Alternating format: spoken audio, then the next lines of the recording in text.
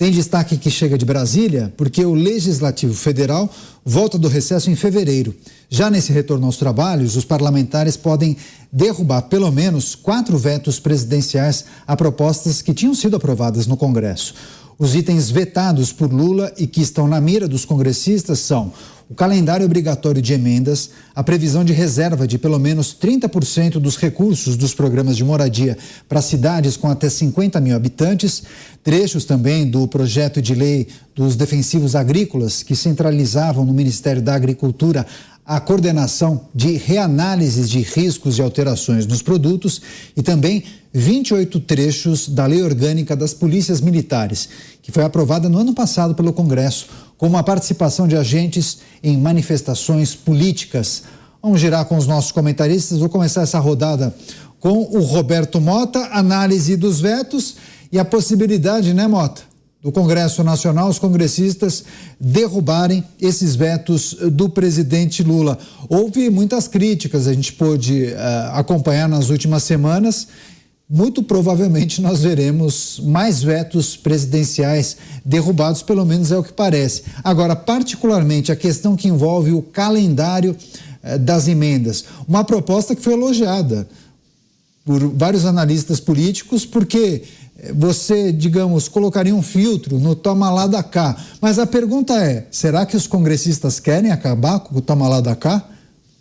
O toma lá da cá faz parte da política de uma forma ou de outra desde sempre, Caniato, mas existem diferentes tipos de toma lá da cá. Tá? Eu não vejo nenhum problema em um político fechar um acordo para conseguir aprovar um projeto ou levar para frente um assunto que é do seu interesse, desde que, obviamente, para fazer isso, ele não tenha que transigir, ele não tenha que violar nem a sua forma de pensar, nem os seus padrões éticos e morais. Isso é o óbvio, né? Nem todo mundo pensa assim.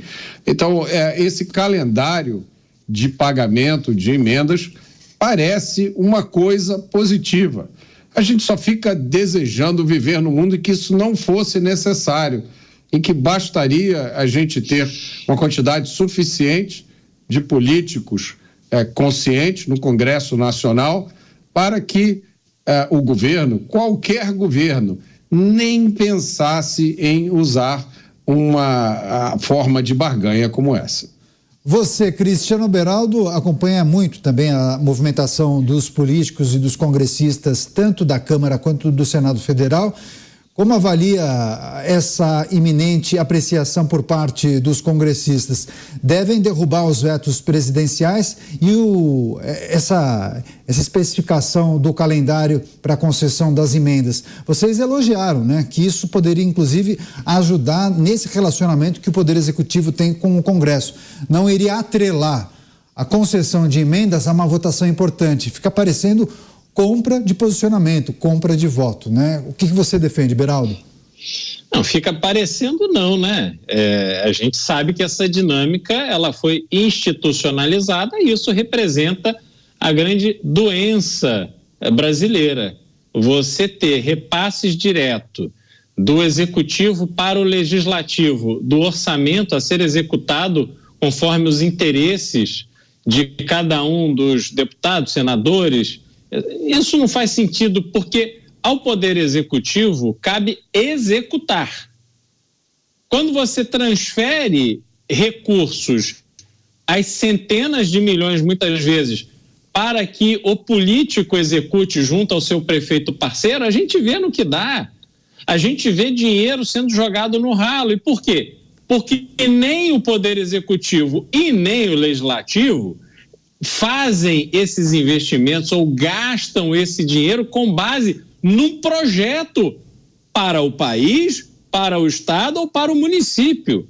Se o município tivesse lá um plano de desenvolvimento para os próximos 20, 30, 40 anos, mostrando aonde precisa ter uma nova avenida, aonde precisa se fazer uma ponte, aonde se vai construir um novo hospital, uma nova escola, quantas pessoas precisam, quantos professores precisam ser contratados.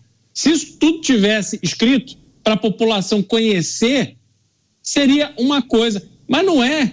Você vê centenas de milhões, bilhões de reais, escassos reais para investimento, indo pelo ralo, porque vão ser gastos de uma forma irresponsável, de muitas vezes com mero interesse eleitoral, outras vezes só com interesse de roubar o dinheiro da população brasileira, e fica tudo por isso mesmo. E aí, quando você vê o funcionamento que a gente deveria esperar do Congresso, vê que a discussão se dá em termos que não estão alinhados com o melhor interesse da população brasileira. Não pode você ter, por exemplo, falamos aqui mais cedo do Partido Liberal, a bancada de quase 100 deputados do Partido Liberal, ela tem que funcionar para defender aquilo que o partido diz defender. E não simplesmente, veja bem, mas olha, isso aqui é meu interesse, porque eu tenho eleição lá no ano que vem, eu tenho que agradar aqui o meu apoiador. Pelo amor de Deus, a gente reduz todo o sistema de gestão do Brasil com base nos 3 poderes que democraticamente são escolhidos e tal, para isso, uma mera negociata de interesses de particulares.